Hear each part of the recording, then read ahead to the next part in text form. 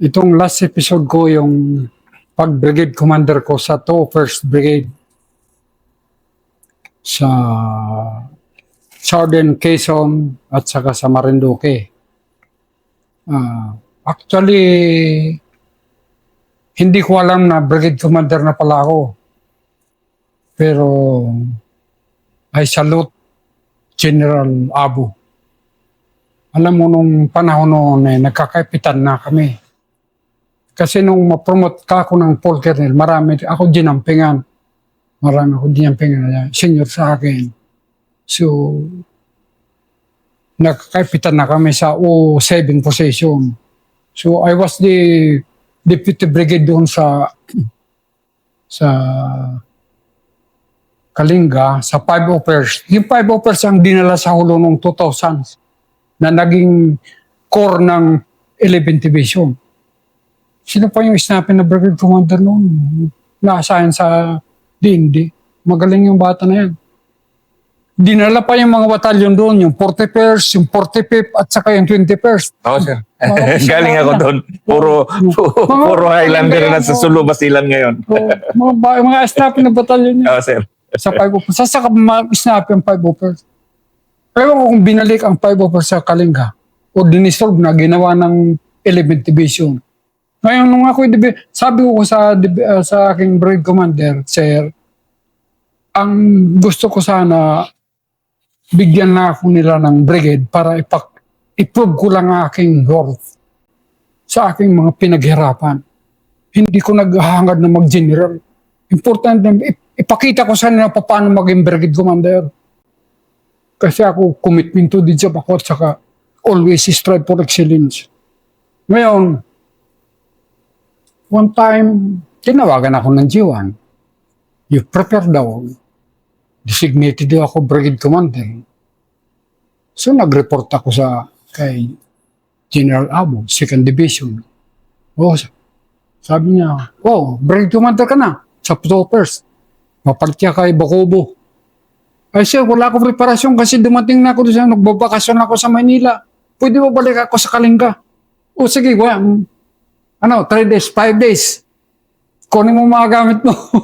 So, surprise ako doon. So, nag-decover ako mga July of 1993 as brigade commander sa 1st. Ang ginawa kong mga sa 1st is yung ginawa ko na anti-communist info operations. Halos lahat ng barangay nagsasalita ako. Sa mga eskwelahan nagsasalita ako. The real threat, the real CPP, NPA threat. At saka anong gagawin natin? Ako mismo nagsasalita. Matinding pagod at stress. Pero ano yan? Information yan. Sa lahat ng iwan hanggang doon sa Marinduque. Sa group of civic action, sa mga eskwelahan, sa mga barangay, sa munisipyo.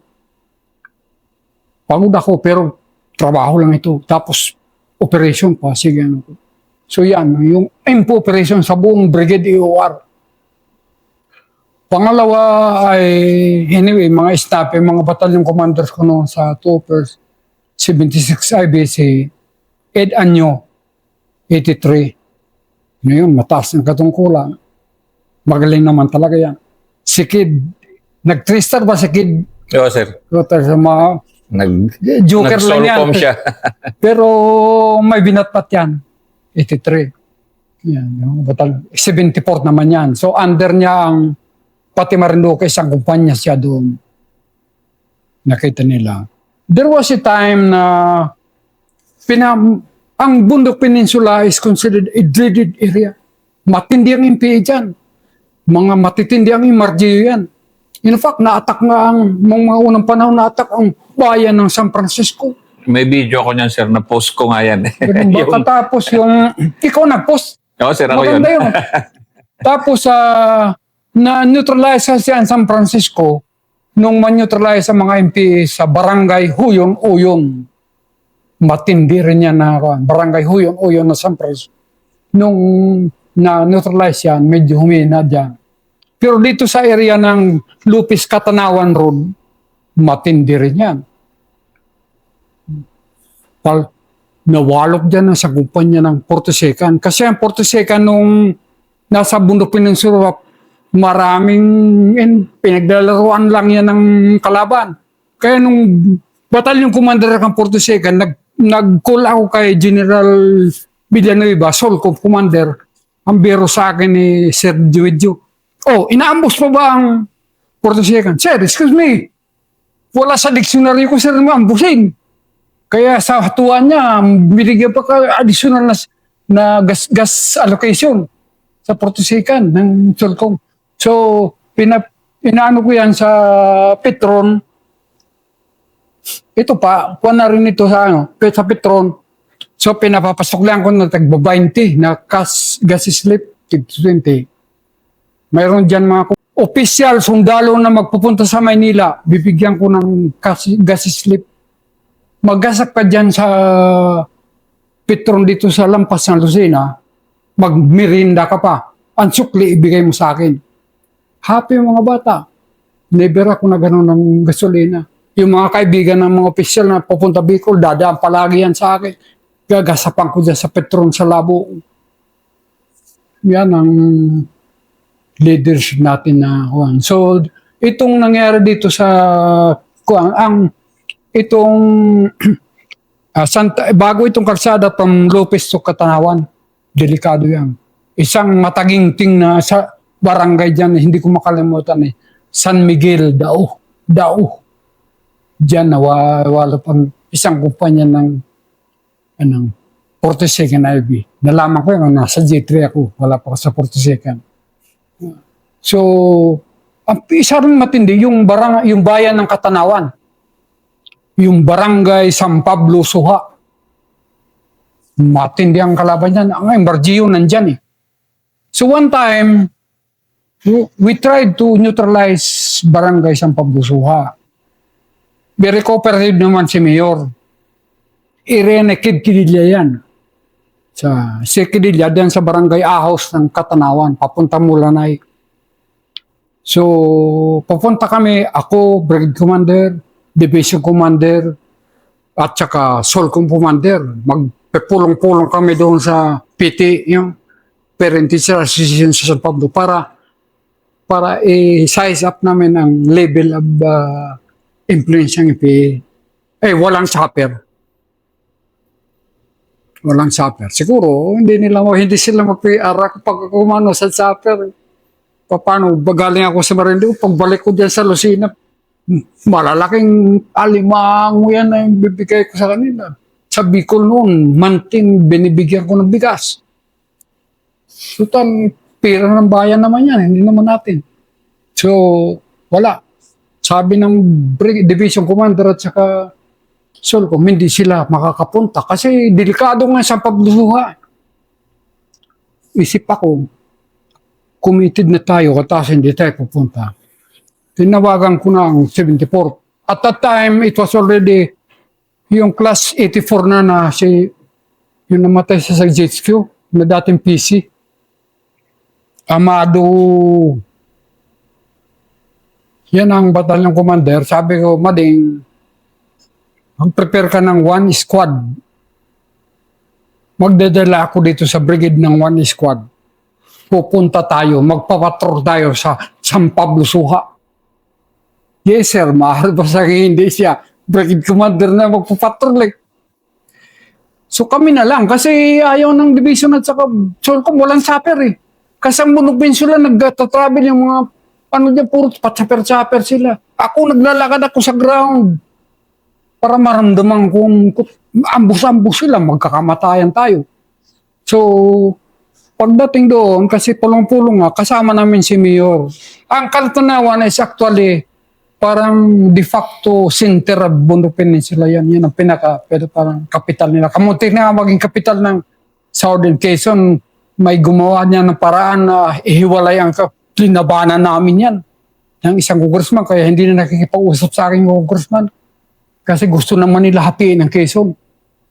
Kasi ang Bundok Peninsula is part of 3rd District. And then, mula dito sa Pagdiburgos, Agdangan, Unisan, Pitugo, General Luna, Macalilon, Katanawan niya na San Francisco, San Narciso, Bundok Peninsula yan. So yan, patrol kami. Ngayon, dinanan ko si Mayor. Mayor, punta na tayo sa San Pablo Sua. Ay, sir, hindi ako sasama. Kasi takot mo ang boss. Mamaya na lang kami. O sige, dalawa tayo. Patrol kami, dalawang squad. Patay kung patay ito. Talaga may kalaban. Brigade Commander, sir. Oo. Ay, hindi nila kaya yun. Kahit sino dyan. Kaya nga si Spear, bakit ako pang pinili sa Bonifacio na retirable na ako. Kadaming magagaling na Brigade Commander. Pagdating sa Sabuglusuha, pulong-pulong kami, pulong-pulong. Mamaya dumating si Mayor.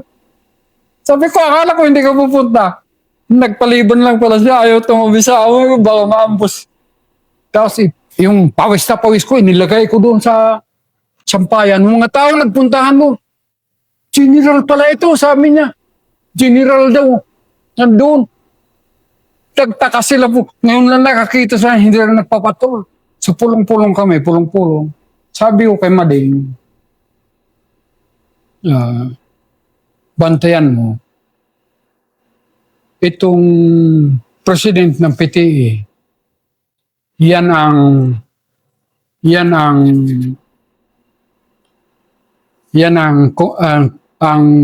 BRT chairman dito. Yan ang parang pag nakokontrol nila ng barangay, mayroon na silang revolutionary yan ang pinaka-head. Diwihi talks kasi katagal ko na sa kaya katulad sa terrain, pagtingin ko lang, alam mo kung saan mag-aambos eh. Kaya neighbor tayo na ambos eh. Sa bantayan mo yan. So, bumalik kami. Natapos ang activity. Pag nag-clear kami ng barangay, clearing barangay, kasi maraming clearing barangay. Ang gusto nila ni mga battalion commander can testify. Di ba may support ang clearing bawat barangay, may support yan sa GSQ para sa batalyon na nag-ooperate, para sa brigade na ang bigay sa akin na pera at saka gasolina, bigay ko yan sa mga batalyon. Kaya happy sila. Pag anong hingin nila, walang problema sa akin. At ako ay go down, brigade commander, I go down to the barangay, mag-meeting ako. Ako magsasalta. Hindi ka makahanap niya sa buong Pilipinas. Kasi ako pagtrabaho talaga, mga matay tayo, trabaho lang. So, yun. Natapos yan. Ang ginawa namin, pag-clear, bago ka mag-clear ng barangay, maglalagay ako ng persa katabing barangay. Katulad sa Bicol noon, sa Albay, mayroon sila kumbaga sa may term sila, barangay, yung pag-clear ng mga barangay. Oo, sir. May pumalpak na batalyon dyan kasi inatak yung kiniklear na barangay kasi walang support eh. Ako pag nag-clear, mayroon na trupa dito para pag nagkagulo, may reinforce ka agad. At saka nagsasalita muna ako, opening the minds of the people. The real CPP, NPA threat. Grabe ang trabaho ko. Wala ko pahinga araw-araw. Diyan sa nakita nila. Kaya hindi magsisisi si Sir Efren Abo. Kasi ako may mandin niya ako sa operations. Sa J3 kami, kadami mga premier dyan, medyo respect. Bakit ako pang pinili na chief operation? Mga contemporary ko sa 74. Marami kami sa operations division. 3 years ako chief operation sa J3. Operations division. Kasi nakita nilang trabaho. So, ito lang konting background. Ang chief ops ng J3 kasi, di sa amin sa Army, as a armed forces, yan yung pinaka... Bibigyan lang ako ng counting background, sir, kung gaano ka-critical yung chief ops. Kayo na nga, sir, magkwento. Gaano ka-critical yung chief ops mo na bago? Intermission lang to, sir. Alam mo ang chief ops, parang ikaw ang nagpapalakad sa buong forces. Parang ganun nga, sir. Matindi yan. Parang ganun na nga. Kasi sa J3, I have served in J3 10 years from bago si Antonio, Abadia, Lacson at saka Mariano. In Operations Division, Si Nazareno 66, si Baygabi, diyan ako bilib kay Baygabi. Nirelieve niya yung 74. Tapos nung mag-issue ng orders, expect na yung mga ibang 74 kung sino ang papalit kay Sido. Paglabas ng order, Major Bernati, siyak sila dun. At saka hindi sila masasyak kahit saan kami hanapin. Combat duty, field assignment, schooling. Hindi sila pupwede sa akin dyan. Tubak number 1 tayo sa infantry. Yun ang Sige nga, sir. with your respect sa yabang ko. May ano to, sir, Kumbaga, this is yung last episode nyo. Sige nga, sir, konting kwento about yung mga philosophies nyo sa work ba? Yung sinasabi nyo na trabaho lang to, always strive for excellence, yung combat leadership nyo. Pwede ba, sir, for the next generation ito, pwede bang ikwento, mas i-explain nyo pa yung mga ganun na trabaho lang to? Isa-isahin natin, sir. Well, ako yung trabaho lang, ibig sabihin, kahit anong klase ng trabaho, you give all your heart and mind. Wag yung mga, for compliance, hindi po pwede sa akin yung mga opisyal na makikita ko mga for compliance lang. Kailangan talaga perfection. Kaya ang tawag siyang perfectionist. Nung nasa G3 ako, ako operation. Wala pa nung computer. Yung electric typewriter. Iyak yung mga civilian employee. Pagtingin ko pa lang sa ginawa nila Ako, marami nang mali kaagad Isang tingin ko pa lang yan. Uulitin na pag-type yun. Hindi ka to sa computer na kukorek lang. Edit mo na lang, sir. Ganon katindi ka perfectionist ko kasi gusto ko palagi pinakamaganda. Yung ng JHQ building, DF ko yan ang tumira dyan. Kasi pinababayaan na yan. Kasi ang decision ni General De Villa noon is pabayaan na yan kasi parang malas. Sa Co-op 87. Sir. Ngayon yung JHQ, kadami ng mga squatter ng mga retired doon sa baba. Diyan, sir. Sa JHQ building. Ganun ba? Dumating sa ganun na, sir, na pabayaan na lang? Ngayon, nakita ni Abadia, isa rin na hinangang sa Abadia. Si Abadia ang isang general na may bayag. Yan lang umagaw sa akin ng Carmelite noon sa hulo. Sa dami mga opisyal, mga lieutenant colonel pa lang sila. Si Abadia lang nag-attend sa akin. Kasi pasaway nga ako yung kapanahonan.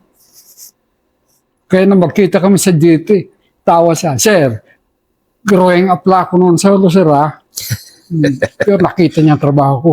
So, sabi ni Abadia kay Gabison, Bay, pareselos mo. Gawa nga kayo ng DF na ipagawa natin itong JHQ building kasi dami ng squatter. Pinapabayaan na ng leadership. Si Gabison, ano rin sa akin yan. Para yan si Alba, sila Abu. Kasi ang chief operation na pagsilbihan ko si Class 66, si Nazareno. Ang bata niya si Sido. Pagdating ni 67 ni Gabison, inalis niya si Sido, akong pinalit. Then pumalit si Simato, tapos si Yala, Abo. Akong chief operation. Tagal nyo pala, sir, ng chief ops? Oo. Kaya nga na-atraso nga tayo Dahil pag good ka, ayaw ko bitaw. Katulad sa ulo, naawala ko ng 3 months sa Cebu kasi ayaw ko bitawan ni Luga. So, yun. Gawa ako ng DF. Ismul yung baka gustong makita yan ng paano tayo gumawa ng DF. Yung mapakalit 2 paragraphs. Sabi ni Gabison, putong ganda ito ba ya? Punta siya kay Abadia, perma kagad sa Abadia. Pagdating kay De Villa, approve ni De Villa. Kaya yan, bumalik ang JHQ building. DF ng Operations Division niya. Ganun ba, sir, napabayaan na? Itong GHQ building Kasi malas daw na. Sabi, nasunog ng 87, August of 87. Oo, sir. Ngayon, so yun na, yung sa brigada ko, yung Basta ako, ang pagtrabaho, huwag pabayaan. Kaya ako, nung nasa sis ako, pasaway ako kay General Tanyika. Badlugin ako kasi galing ako sa Samar, di ba? Kamuntik na masirang career ko doon. Sabi ni Mission, magpa-eskulingin mo na yung bata mo kay battalion commander ko, kay magulo ng kalbayog kasi pinapatayan ako ng mga kamag-anak ko dahil linabanan ko ang droga. Alam ko ang triumvirate ng droga. Nuhuli namin. Kami ng kalbayog, pulis kami. Huli. Pagdating sa Katbalugan, kontrol nilang piskal siguro. Release. Pati batalyon commander ko, hawak na sa leeg. Ako na lumalaban ni Sutri. Kaya wala na akong pinambabanatan ko na siya dyan. Kaya pagdating sa seats, pinagkakastigo ko mga sundalo dyan. Sabi niya, yung pagdating bago sa seats, yung mayabang na driver ni Tanyiga, inutusan ko. Akala niya ganito na ako. Hindi niya sinunod. May tumawag ako, pakisabi, kinabukasan, ikonfrontahe ko siya. Sabi ko, bakit hindi ka na-comply ng trabaho? Kasi driver barrier ka na Tanyiga Plinang-kick ko kagad Tapos medyo kinastay ko duguang. Salika! Galing ko kay boss mo. Sirihin mo na, walang ihi. Punta tayo, katok ko Tanyiga. Commandant ng SIDS. Sir, bata mo, binugbog ko. Pero bakit hindi niya ako ma-relieve? Ako nag-chief academic department at matagal at saka chief Tisan Ibal. Yung isa, admin lang yan. Pero ito ang dalawang matindi. Ako ang chief. Kahit pasaway ako, pero pag magtrabaho ako, magdamag ko ginagawa yan. Yung course na ginagawa ko, hindi ko tulugan yan. Ganun ang commitment to the job. At saka you always, magtrabaho ko for compliance. Wala rin kalasa-lasa. Pagtrabaho mo talagang pwede panindigan. Kaya si Abadia nung nasa J3 kami, nung hindi pa ako ang chief operation, pag nagpapagawa sila ng briefing sa Malacanang, nagbe-briefing yung araw. Maaga pa, inanong niya yung pumunta sa J3, binabasa pa niya. Nung ako nang gumagawa ng briefing sa Malacanang, wala na, nadating na lang yan. Okay na, Di na-review yan. Kaya yun ang mga bata, nakikita nila ang trabaho, commitment to the job. At saka, mahalin mo talaga mga bata. Sabi ko nga, Sige na, sir. the loyalty of your men, para sa akin is paramount. Sige nga, sir. Ito last part natin. Last 5 minutes, sir. Loyalty of your men. Paano mo sila tuloy-tuloy na inalagaan? Kasi ako, I always consider, kahit anong unit ko, I consider it as my part of the family. All for one, one for all. Pag nasaktan nung siya, kaya nang basilang kami, sabi ko, huwag kayong magpapaagrabyado kasi mapapasubo tayo. Pupuntahan ko yan, babanatan natin. I consider it as part of the family. Kaya nafe-feel din nila yung loyalty of your men. Pag hindi loyal ng tao mo, huwag ka na sumama sa operation. Mamamatay ka dyan. Kaya mahalin mo. Disiplinahin mo rin. Hindi pwede baby mo. May mga officer noon sa Mindanao, takot magdisiplina sa mga sundalo. Kaya nag-aabuso. Ako, binabanatan ko sila.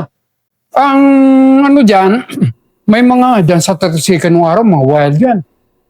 Actually, ang tawagan niya, mga bayaw-bayaw. At saka, mayroon dyan mga sundalo paglasing, hindi na respeto ng opisyal. Kaya nagtatago mga opisyal dyan. Pero si Bernati, pupuntahan ko isang strapping ang ulo.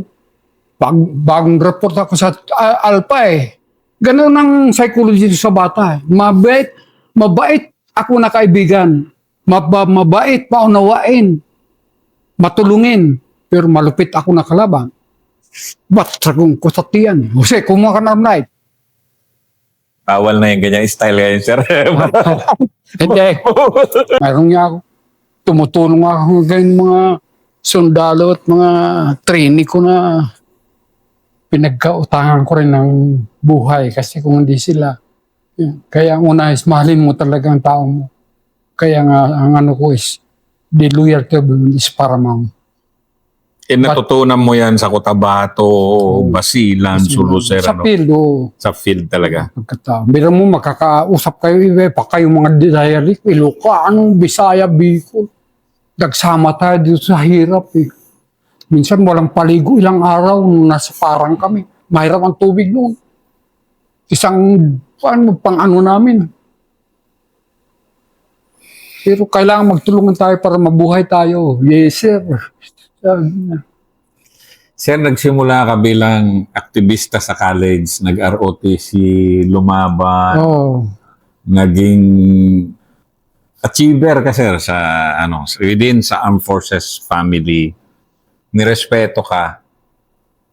Anong fulfillment mo, sir, na dinivote mo yung buhay mo in the service of the Filipino people?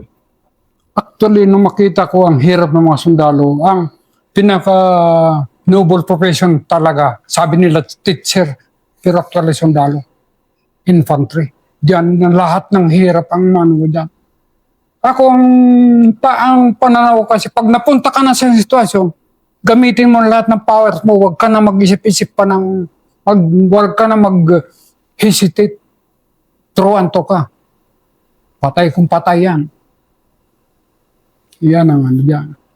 Kaya nung bilib din ako sa mga training nung sa magsaysay, pag sinabi mo sa 3rd second, attack, attack.